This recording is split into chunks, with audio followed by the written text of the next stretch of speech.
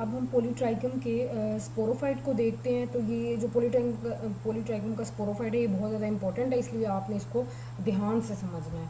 अच्छा, तो इसका जो पॉलीट्राइकम का स्पोरोफाइट है इसके बेसिक तीन पोर्शन है, फुट, सीटा और कैप्सूल। और ये ज़्यादातर ब्रायोफाइट्स के अंदर यही तीन मेन पोर्शन ही मौजूद हैं। थोड़ी बहुत वेरिएशन है, जैसे हमने पोरीला में पढ़ा कि उसके अंदर ट्रू फुट नहीं है जी, स्यूडो फुट है, बाकी सीटा और कैप्सूल ऐसे कैसे मौजूद हैं। फिर इसके अंदर जो हमने एक और अभी टाइप पढ़नी है ब्रायोफाइट की, एक एग्जांपल पढ़नी है एंथोसिरोस। तो उसके अंदर हम देखेंगे कि वहाँ भी फुट, सीटा, कैप्सूल है, लेकिन सीटा बहुत ज़्यादा रिड्यूस्ड है। तो कमो बेश सबके अंदर यही तीन चीज़ें हैं, फुट, सीटा, कैप्सूल।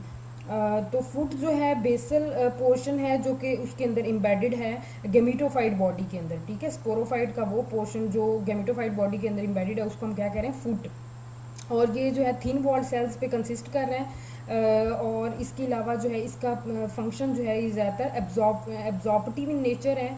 इसने सारी चीज़ें उससे एब्जॉर्ब करनी है, फूड है, वाटर है। उसके बाद सीटा है।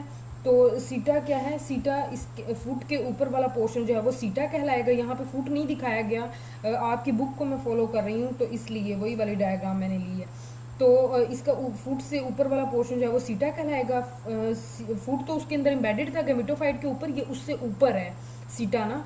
तो सीटा जो है इलोंगेटेड पार्ट है, ठीक हो गया। और ये क्या कर रहा है, ये कंडक्ट कर रहा है जो उसने वाटर और फूड एब्जॉर्ब किया ना फुट ने, ये उनको क्या कर रहा है, कंडक्ट कर रहा है, ऊपर कैप्सूल को भेजेगा। और जो है ये कैप्सूल को सपोर्ट भी कर रहा है। ये पूरा ऊपर वाला जितना पोर्शन है ये सारा कैप्सूल है। अब आपने कैप्सूल को गौर से समझना है, कैप्सूल इसका बहुत इंपॉर्टेंट पार्ट है। कैप्सूल के फिर फर्दर तीन हिस्से हैं। पहले हमने पढ़ा कि स्पोरोफाइट के तीन हिस्से हैं, फुट, सीटा, कैप्सूल। फुट एब्जॉर्प्टिव है, सीटा जो है वो कंडक्शन कर रहा है। उसके बाद जो कैप्सूल जिसका मेन पर्पस क्या होगा, इसका काम क्या है, इसके अंदर स्पोर्स बनने। इसके तीन पार्ट हैं। सबसे पहला हिस्सा है जिसका एपोफाइसिस, और दूसरा इसका मेन यहाँ तक एपोफाइसिस है, ये वाला basal portion, basal swollen portion. उसके बाद इसका ये वाला मिडल पोर्शन जो है यहाँ से यहाँ तक ये सारा थीका है। ये थीका है, थीका के ऊपर ये वाला जो अपर मोस्ट पार्ट है इसको हम कहते हैं ओपोकुलम। तो एपोफाइसिस पे आते हैं। सबसे पहले एपोफाइसिस क्या, बेसल स्वेलन पोर्शन है और थिन वॉल्ड ग्रीन सेल्स के ऊपर कंसिस्ट कर रहा है। तो ये सेल ग्रीन है, ग्रीन का सेल्स का नाम आते हैं, हमें पता होगा, इसके अंदर क्लोरोप्लास्ट होगा और ये फोटोसिंथेसिस करेंगे। तो इसलिए एपोफाइसिस का रीजन जो है ये मेन फोटोसिंथेटिक रीजन है और ये सीटा के साथ जुड़ा हुआ है। इससे नीचे सीटा है ना। अच्छा, उसके बाद जो है ऊपर वाला पोर्शन को देखते हैं, थीका। तो थीका जो है ये बहुत ज़्यादा वॉल लेयर्स पे कंसिस्ट कर रहा है, मल्टी लेयर्ड हम इसको कह सकते हैं। इसकी सबसे बाहर वाली लेयर जो है उसको हम एपिडर्मस कहते हैं।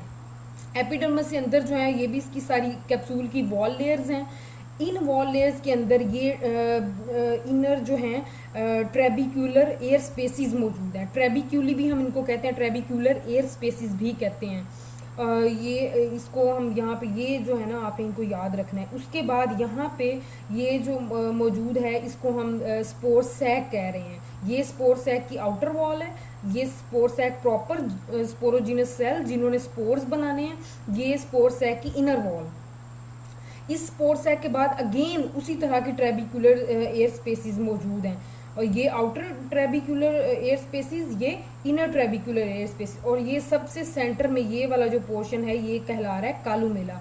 इसी तरह से इस तरफ भी वही अरेंजमेंट है, ये बाहर वाली एपिडर्मस, फिर ये सारी वॉल लेयर्स, ट्रेबिक्यूली, ये स्पोर सैक है जिसके अंदर स्पोर बनेंगे, ये वही ट्रेबिकुलर एयर स्पेसिस। तो ये पोर्शन हो गया थीका का पार्ट, सारा ये क्या है, थीका। उसके ऊपर जो अपर मोस्ट पार्ट है ये कहला रहा है ओपोकुलम।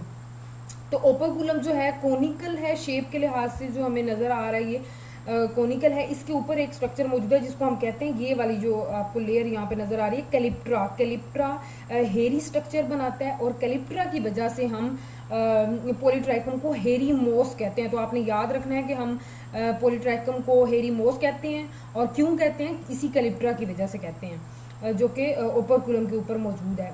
ओपोकुलम और थीका के दरमियान यहाँ पे ये कंस्ट्रिक्शन मौजूद है। कंस्ट्रिक्शन हम किसी भी अंदर को दबे हुए पिंच हुए हिस्से को कहते हैं। तो यहाँ पे ये कंस्ट्रिक्शन मौजूद है। इस कंस्ट्रिक्शन की बेस के ऊपर ये रिम मौजूद है। इस रिम को हम डायफ्राम भी कहते हैं।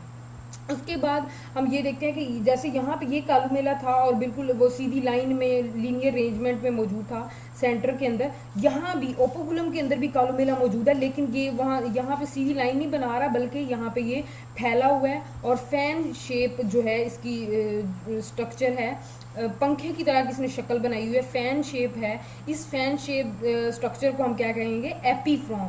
ठीक है, इसको एपीफ्रॉम कहेंगे, ये आपने याद रखना है। और यहाँ पे ये पेरिस्टोम भी मौजूद है, पेरिस्टोम टीथ मौजूद होंगे। जब ड्राई कंडीशन होगी तो ये एपीफ्रॉम जो है ये भी ड्राई हो जाएगा, डीजनरेट होना शुरू हो जाएगा और ये ओपरकुलम जो है ये सेपरेट हो जाएगा पूरा पोर्शन, क्योंकि ये सारे अलग होंगे तो नीचे से स्पोर निकलेंगे ना, तो ये ओपरकुलम का पूरा पार्ट अलग हो जाएगा। ये ऊपर से जो कैलिप्ट्रा ऊपर ऊपर लगा हुआ है ये नीचे गिर जाएगा, फॉल ऑफ हो जाएगा। और यहाँ पे स्पोर्स के अलावा बाकी सारा पोर्शन जो है ये कालोमेला वगैरह और ये सारी स्पोर वॉल्स, ये सारी जो हैं वो कैप्सूलर वॉल्स, ये सारी डीजनरेट होना शुरू हो जाएंगी। तो ओपनिंग्स जैसे ही जनरेट होंगी तो स्पोर बाहर निकल जाएंगे। हर स्पोर जो है वो दो वॉल्स पे कंसिस्ट कर रहा है, एक्साइन और इनटाइन। इनटाइन जो उसकी इनर लेयर है, एक्साइन उसकी जो है वो आउटर लेयर है, और यूनिन्यूक्लिएट होगा, एक ही न्यूक्लियस होगा, वो जर्मिनेट करके जो है प्रोटोनिमा बना देगा और प्रोटोनिमा जो है उसके बाद गेमिटोफाइट बना देगा। अब हम देखते हैं कि स्पोरोफाइट की डेवलपमेंट कैसे होती है। तो स्पोरोफाइट की डेवलपमेंट जो है वो स्पोर से स्टार्ट होगी। तो हमने पढ़ा था ना कि स्पोरोफाइट जो है उसका पहला सेल जो है वो ओवोस्पोर है। ओवोस्पोर बनता है तो यहाँ पे गेमिटोफाइट जनरेशन एंड हो जाती है और स्पोरोफाइट जनरेशन स्टार्ट हो जाती है। इसी तरह से जब इसकी पूरे स्पोरोफाइट की डेवलपमेंट एंड हो जाएगी, इसके अंदर स्पोर्स बन जाएंगे, तो स्पोर्स बने तो अब स्पोर जो है स्पोरोफाइट जनरेशन यहाँ पे एंड होगी। ये स्पोर फर्स्ट सेल होंगे गेमिटोफाइट जनरेशन का, ये आपने याद रखना है। वो स्पोर जो है ये फर्स्ट सेल है स्पोरोफाइट जनरेशन का और स्पोर फर्स्ट सेल है गेमिटोफाइट जनरेशन का, क्योंकि स्पोर्स ने जमीनेट करके गेमिटोफाइट बनाना है। अच्छा, तो ओवोस्पोर जो है ये डिवाइड होगा, दो सेल बना देगा ट्रांसवर्स डिवीजन के जरिए। एपीबेसल अपर सेल जिसको हम एपीबेसल सेल कहेंगे, लोअर सेल को हाइपोबेसल सेल कहेंगे, ये भी सब में तकरीबन ऐसा ही हो रहा है। तो इन चीज़ों के बारे में आपको डेवलपमेंट के बारे में इन चीज़ों के बारे में परेशान होने की ज़रूरत नहीं है, ये ऑलमोस्ट सेम ही है। अच्छा, उसके बाद देखते हैं कि जो हाइपोबेसल सेल है इसने क्या बना देना है, फुट, ये इसी के पार्ट बनाने हैं ना पूरे। फुट बनाएगा, सीटा बनाएगा, कैप्सूल बनाएगा, उसकी कैप्सूल की सारी वॉल लेयर्स बनाएगा, अंदर कालूमेला है, ठीक है, जो चीज़ें भी हैं सारी वही बनानी है। तो अब फुट से इसने स्टार्ट किया है, हाइपोबेसल सेल ने फुट बना दिया प्लस लोअर पार्ट ऑफ सीटा, सीटा का जो नीचे वाला हिस्सा है वो बना दिया।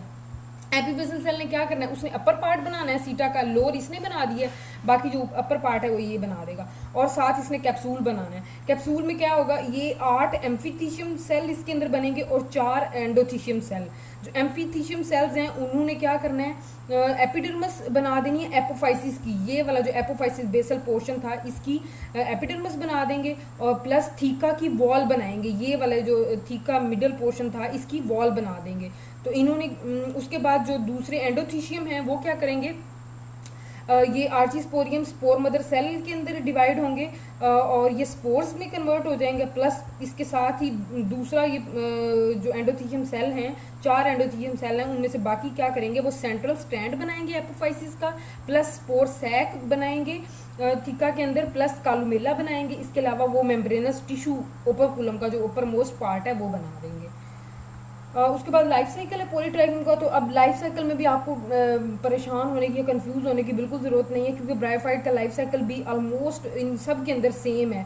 वही गेमिटोफाइट बॉडी जो है वही इन सब में, सब के अंदर डोमिनेंट जनरेशन है और अल्टरनेशन ऑफ जनरेशन हो रही है, सब के अंदर हो रही है। गेमिटोफाइट जो है स्पोरोफाइट को बना रहा है, स्पोरोफाइट जो है वो गेमिटोफाइट को बना रहा है। तो डोमिनेंट प्लांट बॉडी जो है वो गेमिटोफाइट है, इसलिए हम यहाँ से इसको देखना स्टार्ट करेंगे। और सब के अंदर ही गेमिटोफाइट जो है वो डोमिनेंट है और हैप्लाइड जनरेशन है, और स्पोरोफाइट जो है वो डिप्लाइड है और वो डोमिनेंट नहीं है, ठीक है, इनकंस्पिकुअस है। गेमिटोफाइट जो है ये डोमिनेंट है, कंस्पिकुअस जनरेशन है, वाज़ेह है। अच्छा, गेमिटोफाइट के ऊपर क्या मेल और फीमेल प्लांट अलग अलग हैं। डायोशियस के अंदर हमेशा हम यही कहते हैं कि अलग अलग होते हैं male female plant. Male plant है तो उसके ऊपर एंथ्रीडियम बन जाएंगे, और फीमेल प्लांट है तो उसके ऊपर यही आर्चिगोनिया, वही इसकी शेप फ्लास्क शेप है, ये यहाँ पे क्लब शेप है। इसके अंदर एंथीरोजोइड बनेंगे एंथ्रीडिया के अंदर, या जिनको हम स्पर्म्स कहते हैं, बाइफ्लैजिलेटेड होते हैं, वाटर मिलेगा, जो है वो तैर के स्विम करके कहाँ तक पहुँचेंगे, इसके अंदर फ्लास्क शेप जो आर्चियोन है इसके अंदर एंटर हो जाएंगे। इसके अंदर पहले ही नेक सेल और जो है नेक कैनाल सेल और यहाँ पे वेंटर कैनाल सेल ये डीजनरेट हो जाएंगे, स्पर्म को रास्ता देंगे, ये आएगा, फर्टिलाइजेशन होगी, वो स्पोर बन जाएगा, जाइगोट ये नहीं बन जाएगा। अब ये 2n होगा, क्यों? क्योंकि ये एग था, 1n स्पर्म था, तो इनकी फर्टिलाइजेशन से 2n जाइगोट बना। अब इस जाइगोट में डिवीजन होगी और ये स्पोरोफाइट में कन्वर्ट हो जाएगा जो कि 2n होगा। क्यों? क्योंकि जाइगोट भी तो 2n है ना, 2n से स्पोरोफाइट जो बॉडी बनी है वो 2n है, यानी डिप्लाइड है। उसके बाद ये स्पोरोफाइट के अंदर स्पोर्स बने।